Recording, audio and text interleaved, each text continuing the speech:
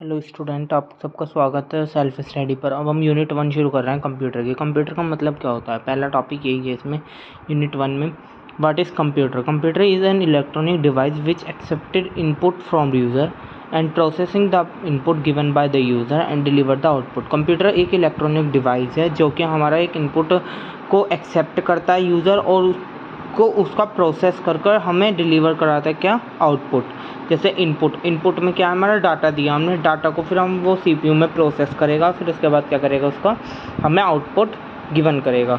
Differentiate between information and data. Information का मतलब होता है कलेक्शन ऑफ रो, और वो डाटा का मतलब होता है कलेक्शन ऑफ रो, और इन्फॉर्मेशन का मतलब होता है processed organise and structure data.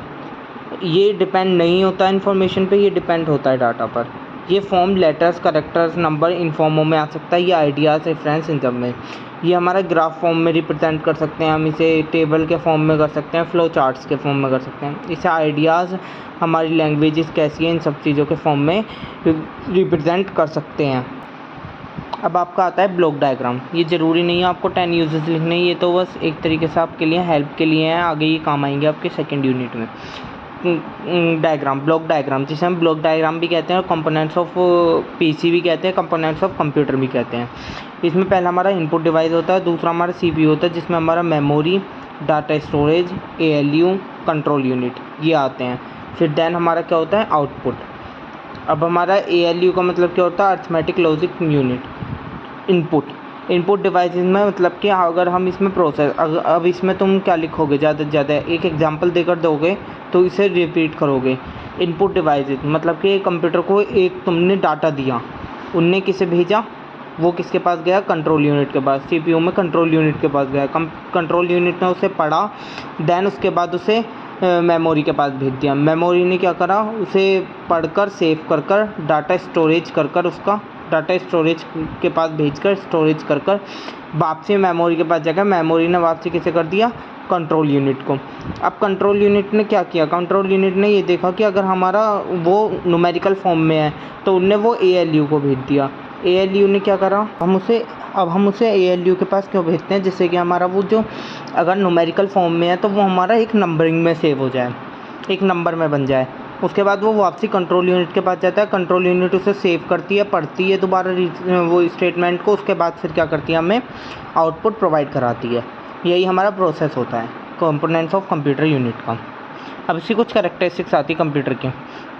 पहले कि ये हाई स्पीड होता है, बहुत ज़्यादा टाइम हमारा सेव करता है, बहुत सारे प्रोसेस कर सकता है, हमें स्टोरेज ज़्यादा हो सकता है इसमें, यूज़ भी हम ईज़िली कर सकते हैं इसे, और रिलायबल भी हो सकता है। ये सब चीज़ ड्रॉबैक के इसके क्या क्या होंगे?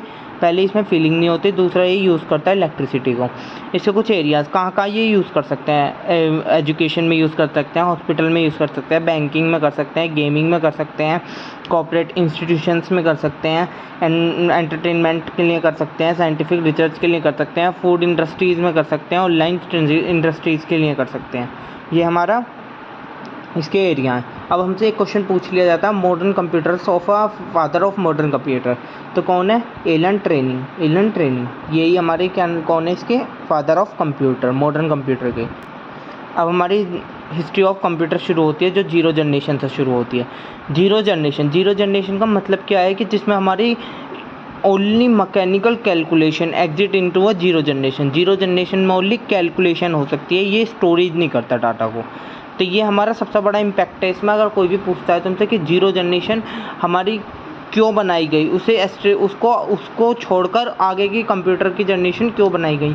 क्योंकि ये इसमें हमारा कोई भी डाटा स्टोरेज नहीं हो पाता है, बस ओनली कैलकुलेशन हो पाती है सारे ही जनरेशन में। जीरो जनरेशन के first computer, second computer, third computer, fourth computer, सभी कंप्यूटरों में। फर्स्ट कंप्यूटर कौन सा आया था? अबेकस कब आया था? अबेकस आया था बिफोर 15 सेकेंड इन यूरोपियन में आया था पहले वो, और इन्वेंटेड कब हुआ था? वो 500 BC में। ये पहले सबसे पहले कहाँ यूज़ हुआ? चाइना में हुआ, जापान में हुआ, रोम में हुआ, इनमें। इसका काम क्या है? कैलकुलेशन करना। उसके बाद क्या आया? सेकेंडरी कंप्यूटर जिसका नाम था पैस्कल, जो पैस्कल ने बनाया था। इसमें हमारी मैथमेटिशियन होती थी, मैनुअल कैलकुलेटिंग होती थी, ये सब चीज़ें होती थी। थर्ड कंप्यूटर क्या है, स्टेप रोकर, जो हमारा गोल्डफील्ड वॉन लीजर ने बनाया था 1671 में, जिसमें हमारे स्क्वायर रूट और इंक्लूड हो गए, प्लस माइनस के साथ क्या इंक्लूड हो गया, स्क्वायर रूट। उसके बाद हमारी फोर्थ जनरेशन आई जिसमें हमारा डिफरेंट इंजन बना, और वो किसने बनाया, चार्ल्स बेबेज ने। इसमें हमारी इंग्लिश मैथमेटिशियंस ज़्यादा यूज़ होने लगी, फिर हमारी मैथमेटिशियन सारी यूज़ होने लगी इसमें। इसके बाद हमारी सीधा बनी थी first generation, second generation, third generation. इनमें मैं डिफरेंस बता रहा हूँ आपको। फर्स्ट जनरेशन कब से कब बनी थी, 1946 से लेकर 59 तक, 59 से 65 तक, 65 से 71 तक। इनकी पहली टेक्नोलॉजी इसकी टेक्नोलॉजी थी वैक्यूम ट्यूब। वैक्यूम ट्यूब का मतलब है कि इसमें एक तरीके की ट्यूब होती थी, उसमें कुछ ऐसी मतलब लिक्विड टाइप में, लिक्विड फॉर्म में एक वो होता था केमिकल, वो भरा जाता था। उसके बाद ये फर्स्ट जनरेशन उसके हेल्प से ये चलती थी। फिर ट्रांजैक्शन बने, फिर इंटीग्रेटेड सर्किट बने, जो कि इटालियन में हुए। साइंटिफिक ने बनाया, साइंटिफिक था उसका वो, जिसका नाम है जैक किलबाय, 1958 में बना था ये। इसकी प्रोग्रामिंग लैंग्वेज, ये बस ओनली मशीनरी कोड कर सकता था। इसमें असेंबली लैंग्वेज, इसमें हाई लैंग्वेज आ जाती हैं, जैसे कोबोल, पोकोल, पैस्कल, ये सब चीज़ें। इनपुट कौन कौन से थे इसमें, पंच कार्ड, पेपर टेप, ये सब चीज़ें। इसमें मैग्नेटिक टेप, डिस्क टेप, इसमें कीबोर्ड, माउस, ये सब चीज़ें यूज़ होने लगी थी। इसमें हमारी मेमोरी कौन सी यूज़ होती थी, मैग्नेटिक ड्रिप, मैग्नेटिक टेप, ये सब कुछ। इसमें डिस्क विस्क होते थे, इसमें लार्ज मैग्नेटिक टेप होते थे, ये डिस्क होती थी। इसके और क्या क्या नाम थे, IBM 701, IBM 650, UVM। इसके इन सभी जनरेशन्स के अनोदर नाम जरूर याद कर ले, क्योंकि वो इनडायरेक्टली क्वेश्चन 7.5 नंबर में, 3 नंबर में किसी भी उसमें पूछ लिया जाता है। इसके थे IBM 7094, CDC 1604, CDC 3600, CDC 1620। इसके IBM 360, PDC 11600S, हनीबीन 11, IBM 350 ऐसे। ये हमारा कौन सा था, ये हमारा इसके फीचर, पहला फीचर क्या होता था कि बहुत ज़्यादा एरिया जगह लेता था, ये बहुत बड़ी जगह में आता था। उसके बाद इसमें हमारी इंक्रीज़ होती थी, इलेक्ट्रिसिटी भी इंक्रीज़ होती थी, कॉस्ट भी इंक्रीज़ होती थी, हीट भी ज़्यादा जनरेट करता था, तो हमारे AC की भी ज़्यादा रिक्वायरमेंट होती थी। इसमें कैलकुलेशन जो होती थी वो बहुत मुश्किल से, बहुत स्लो होती थी, और ये अनरिलायबल हो जाता था। इसमें थोड़ी कम होता था, हीट भी जनरेट कम होती थी, हमारा AC रिक्वायरमेंट भी, थोड़ी बिल भी कम होता था, मनी भी थोड़ी कम लगती थी, तो इसमें फास्ट कैलकुलेशन होती थी। ये हमारा रिलायबल होता था as compare to first generation. अभी ये भी हमारे स्लो होता था, छोटे एरिया में आता था, स्लो ही हिट करता था, तो इसमें AC रिक्वायरमेंट भी कम पड़ी, मनी भी कम पड़ती थी। इसमें कैलकुलेशन फास्ट होने लगी और ज़्यादा मोर फास्टर देन कैलकुलेशन, और ये as compare to second generation बढ़ गया थोड़ा सा। यही हमारा इसमें फर्स्ट जनरेशन, सेकंड जनरेशन का मतलब थे। अब ये कुछ डेफिनेशंस हैं जो कि आपको पढ़नी हो तो पढ़ लेना है, ये वैसे इंपॉर्टेंट नहीं होती, बस ओनली इसमें अदर नेम ज़्यादा पूछ लिए जाते हैं। ये 5 जनरेशन में डिफरेंस पूछ लिया जाता है। अब हमारी आई फोर्थ जनरेशन, जो 1971 से लेके 80 में बनी थी। अब इसमें हमारी जो होते थे, इसमें हमारी कुछ जो प्रोग्रामिंग लैंग्वेजेस होती थी वो C++, डाटाबेस, ये सब चीज़ें होती थी। इसमें ऑपरेटिंग सिस्टम जो था वो टाइमिंग था और टाइम शेयरिंग था, ये सब चीज़ें थी। और इसमें हमारे जो अदर नेम थे वो DEC 10 था, स्टार 1000 था, कैरी 1 सुपर कंप्यूटर था जो इसमें यूज़ करते थे, और हमारा इसमें था कैरी XYP, ये सब चीज़ें। इसकी टेक्नोलॉजी जो थी VLSI, ये थी इसकी टेक्नोलॉजी। अब हमारा 5th जनरेशन आ गया, जिसमें हमारी 1980 से लेकर अब तक चल रहा है, वो है इसकी थी USLI टेक्नोलॉजी, जिसकी फुल फॉर्म थी अल्ट्रा लार्ज स्केल इंटीग्रेटेड। उसकी V का मतलब था वेरी लार्ज स्केल। इसमें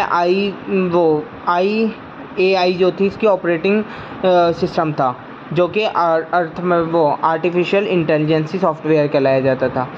इसमें हमारी कुछ जो थी इसकी जो प्रोग्रामिंग लैंग्वेज थी वो जावा थी, C++ थी, नेट थी, एक्सेट्रा, ये सब चीज़ें थी।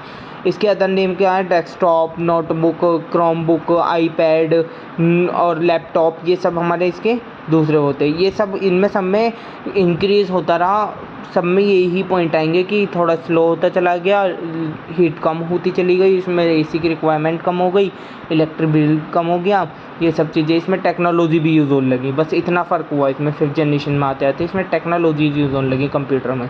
यही सब कुछ इसके फीचर्स है। इसमें डिफ्रेंशिएट बिटवीन और अच्छे से आप पढ़ सकते हो तो नेट से देख लेना, वैसे बहुत अच्छे से पढ़ सकते हो। इसी सुपर कंप्यूटर के हमारे फर्स्ट वो कौन थे, रोजर क्रे, जो 1979 में आए थे।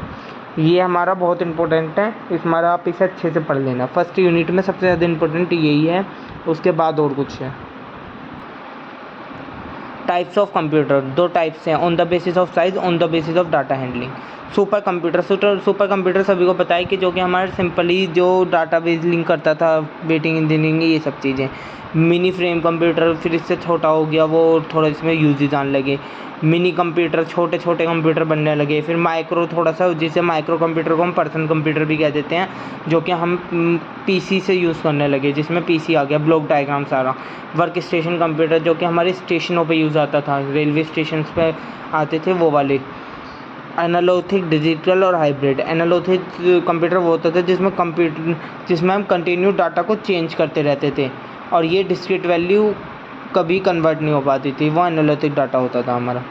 एनालॉगिक कंप्यूटर होता था जिसमें जैसे कि हमारे मरकरी, थर्मामीटर, ये सब चीज़ें आ जाती थी। डिजिटल कंप्यूटर हमारा कैलकुलेशन फॉर्म में हो गया, ये हाई स्पीडली हो गया, लाइक एज लैपटॉप, डेस्कटॉप, ये सब चीज़। स्मार्टफोन्स भी इंक्लूड हो गए।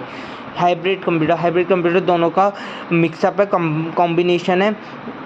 इसमें हमारा फास्टर देन है एनालॉगिक के। हाइब्रिड जो डिजिटल कंप्यूटर है वो हमारा फास्टर देन है एनालॉगिक के। इस हमारा डिजिटल कंप्यूटर भी हमारा हाइब्रिड कंप्यूटर भी हमारा हुआ फास्टर देन हो गया as compare to analogic. Thank you so much. यहाँ तक का ही इसमें था। Please like subscribe your channel. इसमें ज़्यादातर मेन इंपॉर्टेंट जो है वो टाइप्स हैं, जनरेशन्स हैं और ब्लॉक डायग्राम है। ये अच्छे से 3 टॉपिक तो बहुत अच्छे से पढ़ लेना, क्योंकि ये पेपर के कॉन्ट्रीब्यूशन से बहुत अच्छे से आते ही आते हैं। Thank you so much.